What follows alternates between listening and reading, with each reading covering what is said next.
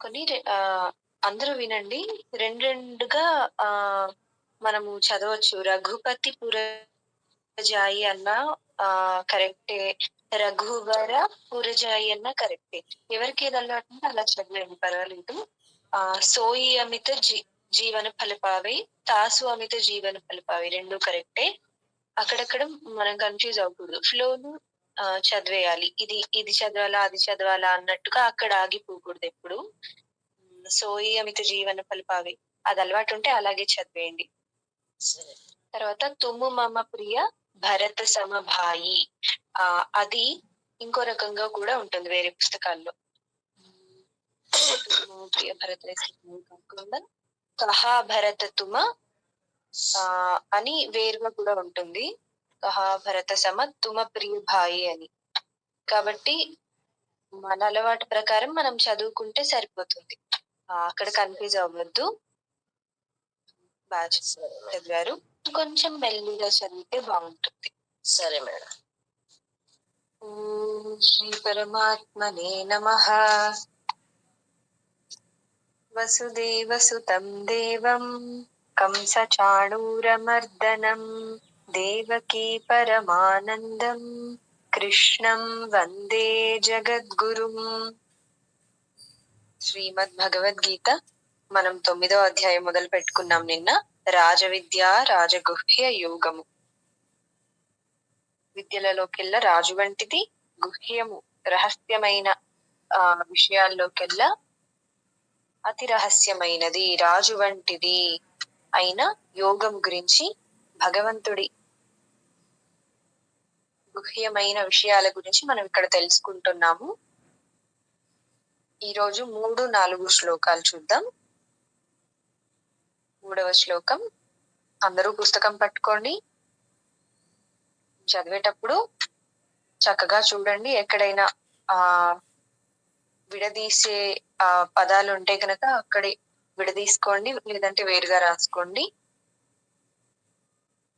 అశ్రద్ధదానాః పురుషా ధర్మస్యాస్య పరంతప అప్రాప్య మాం నివర్తంతే మృత్యు సంసారవర్త్మని. అశ్రద్ధదానాః పురుషా ధర్మస్యాస్య పరంతప అప్రాప్య మాం నివర్తంతే మృత్యు సంసారవర్త్మని. అశ్రద్ధదానాః పురుషా ధర్మస్యాస్య పరంతప అప్రాప్య మాం నివర్తంతే మృత్యు సంసారవర్త్మని. అశ్రద్ధదానాః పురుష. పురుష అంటే ఇక్కడ ఏ మనుషులకైతే అశ్రద్ధ అనేది ఉంటుందో, అశ్రద్ధ అంటే తెలియాలంటే శ్రద్ధ అంటే తెలియాలి మనకి. శ్రద్ధ అంటే ఏంటి? చాలా గట్టి విశ్వాసం, చాలా దృఢమైన విశ్వాసం. దేని మీద విశ్వాసము? గురు శాస్త్ర వాక్యాల మీద విశ్వాసం. గురువు చెప్పిన మాటల పైన, తర్వాత శాస్త్ర వచనాల పైన, వేదము పైన, వేదం చెప్పిన ఏ విషయం పైనైనా మనకు ఉండే దృఢ విశ్వాసాన్ని శ్రద్ధ అంటారు. మనం ఏదైనా ఒక విషయాన్ని తెలుసుకుంటున్నాము, మన తల్లిదండ్రులు చెప్తారు. వాళ్ళకి ఎవరు చెప్పుకుంటారు? వాళ్ళ పెద్దవాళ్ళు చెప్పుకుంటారు, లేదా గురువులు చెప్పుకుంటారు కదా. కాబట్టి ఏ జ్ఞానమైనా సరే, ఏ విద్య అయినా సరే, ఏ విషయానికి సంబంధించిన జ్ఞానమైనా మనకి పెద్దల నుండి, గురువుల నుండి వస్తుంది. లేదంటే శాస్త్రము చదివిన వాళ్ళకి అది తెలుస్తుంది. కాబట్టి వీటన్నింటికి మూలం ఏంటి అంటే వేదము. కాబట్టి వేదము పైన మనకు ఉండాల్సిన విశ్వాసాన్ని శ్రద్ధ అని అంటారు. ఆ శ్రద్ధ అనేది చాలా ముఖ్యమైనది. కాబట్టి ఆ శ్రద్ధ లేని వాళ్ళు ఎవరైతే ఉంటారో, అశ్రద్ధదానాః శ్రద్ధ లేని పురుష అంటే మనుష్యులు, ధర్మస్య అస్య పరంతప ఈ ధర్మము పైన, నేను చెప్పే విషయాలపైన, ధర్మ సంబంధమైన విషయాలు ఇక్కడ శ్రీకృష్ణుడు చెప్తున్నాడు. ఈ విషయాలపైన ఎవరికైతే శ్రద్ధ అనేది ఉండదో, పరంతప అంటే అర్జున, అప్రాప్య మాం నివర్తంతే.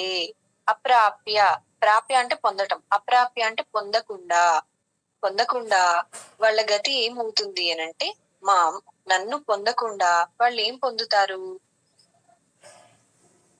నివర్తంతే మృత్యు సంసార వర్త్మని. మృత్యు సంసార వర్త్మని నివర్తంతే. వర్త్మ అంటే చక్రము, వృత్తాకారము అని అంటాం కదా. వృత్తము అంటే ఏంటి? సర్కిల్, గోళాకారం. ఈ మృత్యు సంసారము అనేది ఎలాంటిది? జనన మరణ చక్రము అని అంటాము. అంటే దానికి అది తిరుగుతూనే ఉంటుంది, దాంట్లో నుంచి బయటపడాలంటే ఎంతో కష్టం. కాబట్టి ఈ జనన మరణ చక్రం ఏదైతే ఉందో, సంసార బంధనం ఏదైతే ఉందో, ఆ వృత్తంలోనే పడి ఉంటారు. నివర్తంతే అంటే అక్కడ నిలిచిపోయి ఉంటారు. దాని నుండి విడిబడి భగవంతుడిలోకి లీనం అవటం అనేది జరగదు. కాబట్టి శ్రద్ధ అనేది అంత ముఖ్యం. ఇంకొకసారి వినండి ఈ శ్లోకము. అశ్రద్ధధానాః పురుషా ధర్మస్యాస్య పరంతప అప్రాప్య మాం నివర్తంతే మృత్యు సంసారవర్త్మని. దీనికి ఒక ఉదాహరణ చెప్తాను నేను. శ్రద్ధ అనేది మనకి నిజ జీవితంలో, రోజు జీవితంలో కూడా ఖచ్చితంగా అవసరం. పొద్దున్న లేచినప్పటి నుండి మనం రాత్రి పడుకునే వరకు మనకి ఏ విషయము, ఏ పని జరగాలన్నా కానీ మనకి ఒక నమ్మకం అనేది ఉంటుంది. మనం పొద్దున్నే పిల్లల్ని స్కూల్ కి పంపించడము, లేదంటే మనమే బస్సులో బయటికి వెళ్ళటము, పనికి వెళ్ళటము రోజు జరిగేదే కదా. అప్పుడు మనందరికి ఒక పెద్ద నమ్మకం ఏంటి? మనం వెళ్ళే బస్సు నడిపే డ్రైవర్ కి డ్రైవింగ్ వచ్చు అని నమ్మకం ఉంటేనే కదా ఎక్కుతాము. మనకి ఏ మాత్రం సందేహం కలిగినా మనము అసలు ఉండగలమా? బస్సులో ఒక్క నిమిషం కూడా ఉండలేము. ఎందుకు? భయం. ఆ తర్వాత పిల్లల్ని ధైర్యంగా స్కూళ్ళకి అటు ఇటు ఎలా పంపిస్తున్నాము? బండి నడిపే వాళ్ళకి బండి నడపడం వచ్చు అనే ఒక నమ్మకం ఉంది కాబట్టి పంపిస్తున్నాం కదా. అలాగే ప్రతి విషయంలో కూడా మనం ఆహారం తింటే మనకి బలం వస్తుంది, నమ్మకమే. ప్రతి విషయంలో కూడా మనకు ఒక నమ్మకం అనేది ఉంది. నమ్మకం లేకపోతే మనం ఒక్కడు కూడా ముందుకు వేయలేము. అలాగే మనకు సైంటిస్టులు చెప్పినవి సైన్స్ పరంగా ప్రూవ్ అయితే నేను నమ్ముతాను అనే అటువంటి వాళ్ళు కూడా ఉంటారు. మరి ఆ సైంటిస్టులు కనిపెట్టిన ఫార్ములా మీద నమ్మకం ఉండాలి కదా. ఆ సైంటిస్టులు కనిపెట్టిన ఫార్ములా మీద నమ్మకం ఉంటేనే ఆ ఫార్ములాను ఉపయోగించి ఇది రుజువు అయ్యింది కాబట్టి ఇది నిజము అని నమ్మాలన్నా కూడా, అంటే పెద్దవాళ్ళు వాళ్ళు వీళ్ళు చెప్తే నమ్మము, ఇది సైన్స్ పరంగా ప్రూవ్ అయితేనే నమ్ముతాం అనే వాళ్ళకు కూడా నమ్మకం అనేది ఉంటుంది. సైన్స్ కి విశ్వాసానికి మనం ఒక గీత గీసుకొని పెట్టుకుంటాం గాని సైన్స్ మీద కూడా మనకున్నది నమ్మకమే కదా. కాబట్టి ప్రతి ఒక్కటి, అన్నింటికి మళ్ళీ మూలం ఇక్కడ నమ్మకము, విశ్వాసం అనేదే మళ్ళీ అక్కడికి వస్తుంది.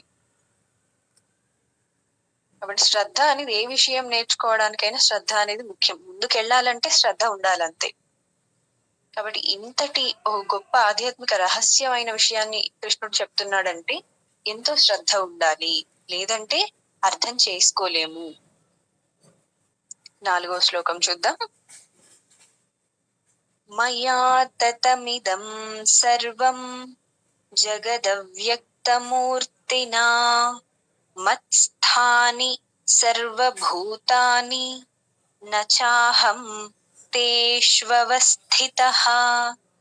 మయా తతమిదం సర్వం జగదవ్యక్తమూర్తినా మత్స్థాని సర్వభూతాని నచాహం తేష్వస్థితః. మయా తతమిదం సర్వం జగత్ అవ్యక్తమూర్తినా మత్స్థాని సర్వభూతాని నచాహం తేషు అవస్థితః తేషు అవస్థితః తేష్వవస్థితః మయా తతం ఇదం సర్వం జగత్. ఈ సర్వ జగత్తు కూడా మయా తతం నా చేతనే వ్యాపించబడి ఉంది. అవ్యక్తమూర్తినా, కానీ ఎలా? మనకు అన్ని చోట్ల భగవంతుడు కనిపిస్తున్నాడా? ఎందుకు కనిపించట్లేదు అనంటే భగవంతుడు అవ్యక్తమూర్తి, అవ్యక్తమైన రూపంలో జగత్తంతా కూడా నిండిపోయి ఉన్నాడు, అవ్యక్తంగా ఉన్నాడు. మరి ఎలా చూడాలి ఆయన్ని? ఆయన వ్యక్తమైన రూపాన్ని మనం ఎలా చూడాలి? ఈ శ్లోకం పూర్తి చేసుకొని ఉదాహరణకి వెళ్ళిపోదాం. మత్ స్థాని సర్వభూతాని. ఇంకో విషయం చెప్తున్నాడు కృష్ణుడు. ఈ జగత్తంతా కూడా నా చేతనే వ్యాపింపబడి ఉంది, కానీ నేను అవ్యక్త రూపంలో జగత్తంతా వ్యాపించి ఉన్నాను అని చెప్పాడు. మళ్ళీ రెండవ పాదంలో మత్ స్థాని సర్వభూతాని. సర్వభూతములు అంటే ఈ అన్ని జీవరాశులన్నీ కూడా, ఈ జగత్తంతా కూడా మత్ స్థాని నాలో ఉన్నాయి. నచాహం తేషు అవస్థితః, కానీ నేను వాటిలో ఉన్నానని మీరు అనుకోకూడదు. నేను వాటిలో లేను, అవే నాలో ఉన్నాయి. దీనికి ఉదాహరణగా ఇప్పుడు మనం ఒక మట్టి పాత్రల దుకాణానికి వెళ్ళామనుకోండి, అక్కడ రకరకాల మట్టి పాత్రలు ఉన్నాయి. ఆ మట్టి పాత్రలతో వంట సామాన్లు చేశారు, దీపాలు పెట్టుకునే ప్రమిదలు, తర్వాత బొమ్మలు, ఇలాంటి ఎన్నో రకరకాల వస్తువులు చేశారు. అవన్నింటిలో మట్టి ఉంది కదా, కానీ మట్టిలో ఆ రూపాలన్నీ ఉన్నాయా అంటే అవ్యక్త రూపంలో ఉన్నాయి మట్టిలో. అవి తయారు చేస్తే, ఎవరో తయారు చేస్తేనే ఆ రూపానికి వస్తాయి. ఆ రకరకాల వస్తువులన్నీ కూడా, ఈ రెండు రకాల విషయాలు మనం ఇలా అర్థం చేసుకుందాం. ఆ రకరకాల వస్తువులు ఉన్నాయి కదా, బొమ్మలు, పాత్రలు, అవేవి లేకుంటే మట్టి లేదు అనడానికి ఉందా? అదేం లేదు. అవేవి లేకపోయినా మట్టి అనేది మామూలుగా ఉంటుంది. మట్టి అనేది భూమి మీద మామూలుగా మట్టిలాగే దాని రూపంలో ఒక బల్క్ ఫామ్ లో ఉంటుంది కదా, ఒక జడంగా, ఒక పదార్థంగా ఉంటుంది. అది మట్టి ఎప్పుడూ ఉంటుంది. అది ఎవరైనా వేరే వేరే పాత్రలుగా, బొమ్మలుగా తయారు చేస్తే ఆ రూపాలని తీసుకుంటుంది మట్టి. ఆ రూపాలు ఏవి లేకుండా, వస్తువులు ఏవి లేకుండా మట్టి లేదు అని చెప్పడానికి ఏమీ లేదు. కానీ మట్టి లేకుండా ఆ వస్తువులు అవుతాయా? అవు. అలాగే అన్నింటిలో, ఆ వస్తువులన్నింటిలో మట్టి అనేది ఉన్నట్టే ఈ జగత్తంతా భగవంతుడు అనేవాడు ఉన్నాడు. భగవంతుణ్ణి ఆధారం చేసుకొని సమస్త జీవరాశులు ఉన్నాయి. మనలో కూడా, జీవరాశుల్లో కూడా ఎన్ని రకాలు ఉన్నాయి కదా. మట్టితో చేసిన రకరకాల వస్తువుల్లాగే ఈ జీవ జగత్తులో కూడా ఎన్నో రకాల జీవరాశులు ఉన్నాయి. మనుషులు ఉన్నాము, జంతువులు ఉన్నాం, పక్షులు ఉన్నాయి, చాలా చిన్నగా అసలు కంటికి కనబడని సూక్ష్మ జీవులు ఉన్నాయి. ఇవన్నీ ఉన్నాయి. ఇవన్నీ భగవంతుడు లేకుండా ఉంటాయా? ఉండవు. భగవంతుడిని ఆధారం చేసుకొని మనం అందరము ఉన్నాం. కారణాన్ని ఆధారం చేసుకుని కార్యం అనేది ఉంటుంది. కారణము, కార్యము. మనం అంతా ఏంటి? కార్యం. మనము భగవంతుడనే కారణాన్ని ఆశ్రయించి మనం ఉన్నాం. మనం అందరం కూడా, ఈ జగత్తులో ఉన్న వాళ్ళందరం. కానీ మనం లేకుంటే భగవంతుడు లేడు అని ఏమైనా ఉందా? ఆయన ఎప్పుడూ ఉంటాడు. మనం ఉన్నా లేకపోయినా, ఈ సృష్టి లయమైపోయినా ఆయన ఉంటాడు అనేది మొదటి పాదానికి మనం అర్థం చేసుకోవాలి. రెండవ పాదానికి మత్స్థాని సర్వభూతాన్ని, భగవంతుణ్ణి ఆశ్రయించి మనం ఉన్నాము. భగవంతునిలో మనం ఉన్నాము, కానీ మనము లేకపోతే, మనల్ని ఆశ్రయించి భగవంతుడు లేడు.